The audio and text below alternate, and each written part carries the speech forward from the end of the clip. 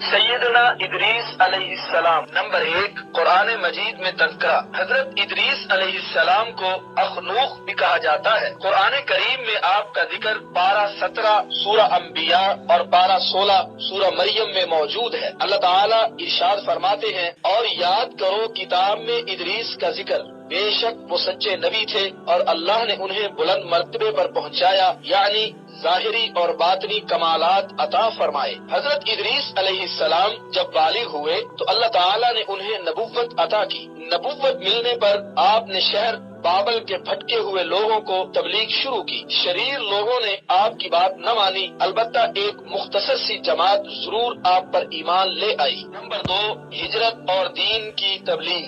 وہاں سے آپ نے ہجرت کا ارادہ فرمایا۔ ان کے پیروکار بابل میں رہتے تھے۔ بابل کے ساتھ ہی دریائے دجلہ اور فرات بہتے تھے، ان کی وجہ سے یہ تمام علاقہ سرسبز اور شاداب تھا اور ان لوگوں کا یہاں سے جانے کو جی نہیں چاہتا تھا۔ ان کے ارادے کو بھانپ کر جناب ادریس علیہ السلام نے ان سے کہا، گھبراؤ نہیں، اللہ تعالیٰ کی راہ میں تکلیف اٹھاؤ، اللہ کی رحمت بہت وسیع ہے، وہ تمہیں اس کا بدلہ عطا فرمائے گا، صبر کرو، اللہ تعالیٰ کے حکم کے آگے جھک جاؤ۔ آپ کے ان الفاظ کو سن کر وہ آپ کے ساتھ جانے کو تیار ہو گئے۔ اس طرح آپ ان کے ساتھ مصر روانہ ہوئے۔ جب مسلمانوں نے دریائے نیل کی شادابی دیکھی تو وہ بہت خوش ہوئے۔ اس وقت حضرت ادریس علیہ السلام نے ان سے فرمایا، دیکھ لو، یہ جگہ تمہارے بابل کی طرح سرسبز اور شاداب ہے، دریائے نیل کے کنارے کوئی بہترین سی جگہ پسند کر لو اور وہیں ٹھہر جاؤ۔ اس طرح یہ حضرات وہاں ٹھہر گئے اور حضرت ادریس علیہ السلام نے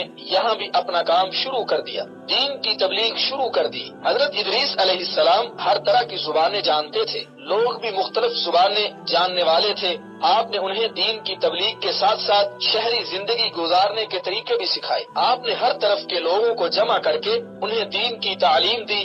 جب یہ لوگ اپنے علاقوں میں واپس گئے تو انہوں نے شہر اور بستیاں آباد کی۔ اس طرح اللہ کا دین چاروں طرف پھیل گیا۔ نمبر 3، تعلیمات اور ایجادات۔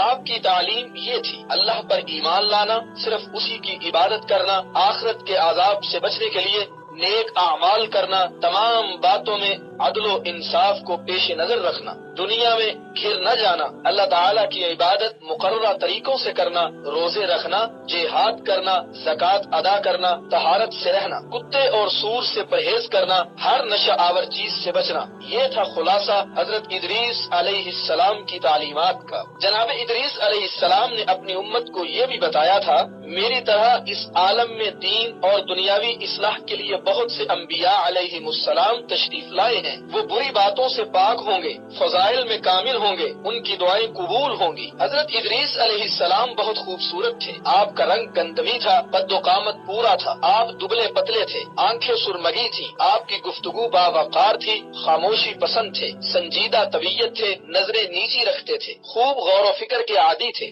بار بار شہادت کی انگلی سے اشارہ کرنے والے تھے۔ آپ فرمایا کرتے تھے، اللہ کی یاد اور نیک عمل کے لیے خلوص عمل شرط ہے، جھوٹی قسمیں نہ کھاؤ، نہ اللہ کے نام کو قسمیں کھانے کے لیے استعمال کرو، نہ دوسروں کو جھوٹی قسمیں کھانے کے لیے کہو، اس طرح تم گناہگار ہو جاؤ گے۔ شریعت کے پابند بادشاہوں کی اطاعت کرو، اپنے سے بڑوں کے سامنے باادب رہو، اللہ کے ذکر سے اپنی زبان تر رکھو، دوسروں کے عیش اور خوشی پر حسد نہ کرو۔ آپ نے اللہ کے بندوں کو حضرت نوح علیہ السلام کے زمانے میں آنے والے طوفان سے ڈرایا اور فرمایا، ایک آسمانی آفت آنے والی ہے۔ آپ کی عمر 42 سال تھی۔ آپ حضرت نوح علیہ السلام کے پردادا تھے۔ اللہ تعالیٰ نے آپ کو بلند مرتبہ عطا فرمایا، آپ پر 30 صحیفے اترے، آپ کے ہاتھوں بہت سی صنعتیں ایجاد ہوئی۔ آپ حضرت نوح علیہ السلام سے 1000 سال پہلے گزرے ہیں۔ روح المعانی قلم سے لکھنا اور کپڑا سینا آپ ہی نے ایجاد کیا۔ آپ سے پہلے جانوروں کی کھال کو بطور لباس استعمال کیا جاتا تھا۔ سب سے پہلے ناپ تول کا طریقہ بھی